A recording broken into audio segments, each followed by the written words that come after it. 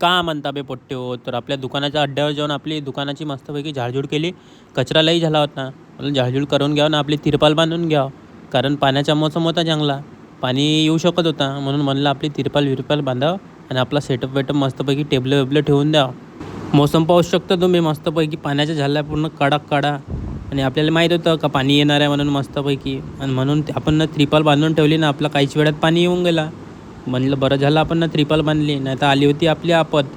मग धीरे धीरे पाणी वाढत होतं ना, आपले टेबलं धीरे धीरे बुडत होते. पाणी खूप जमा होते आणि हे चौघंजणं मस्तपैकी पाण्याचा मजा घेत होते. दोघंजणं टेल्यावर बसले होते आणि दोघंजणं धक्का मारत होते. मग रात्रीची वेळ झाली होती, आपण ना लाईटिंग लावून दिली होती. वडापाववाल्यानं पण लाईटिंग चालू करून दिली होती.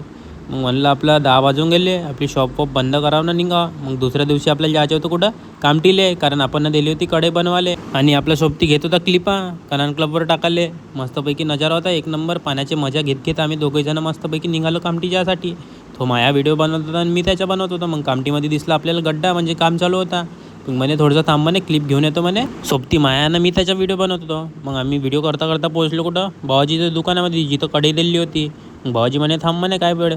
तर मग आम्ही टाईमपास करत थांबलो होतो मोबाईलमध्ये. मग आपली कढई बनवून रेडी होती, पण आपल्याला चेक करायचं होतं कुठून होल आहे कुठून नाही. कारण आपला ऑइल सांडला असता ना. मग बापूनं होल दाखवला. मग बाबाजीला म्हणलं यासे वेल्डिंग करके दो, क्योंकि वहाँ से छेद था. मग तिथून वेल्डिंग केली.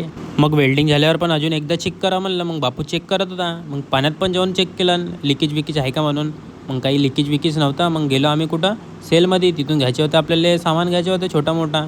मग आपल्याला जो सामान पाहिजे होता तो एक सामान भेटून गेला, तो म्हणजे टप. मग आपल्याला पाहिजे होतं बारीक चुरीक सामान, पण ते काही भेटत नव्हतं. आणि हा बापू या वस्तूला त्या वस्तूला हात लावत जाय आणि हे घेते का ते घेते का करत जाय. काही नाही टाईमपास करत जाय आपलंवाला.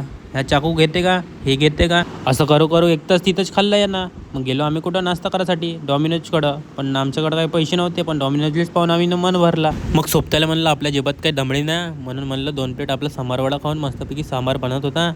आणि घरी निघून म्हणलं इकडं सांबारवडा खायचा राहिला ना. हा आपला इकडं व्हिडिओ शूट करत होता. मग मस्तपैकी दोघांना बसून मस्त पावसाच्या मोसममध्ये मस्त गरम गरम सांबारवडा खाल्ला. आणि पैसे द्यायची वेळ आली ती इकडं रोडाकडं पर आला. इकडं नाश्त्याला द्यायला पैसे ना, आणि तिकडं डॉमिनोजकडं पाहत होता सोबती. मग म्हणे चाल म्हणे चाय पिऊन म्हणे, पण चाय तिथं बनायचीच होती. मग आलो आम्ही कनानमध्ये पण 1 प्लेट नाश्ता केला.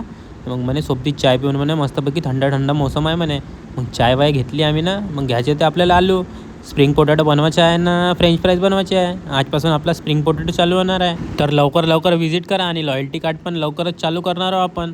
तर भेटूया आता उद्या. तोपर्यंत शुभरात्री.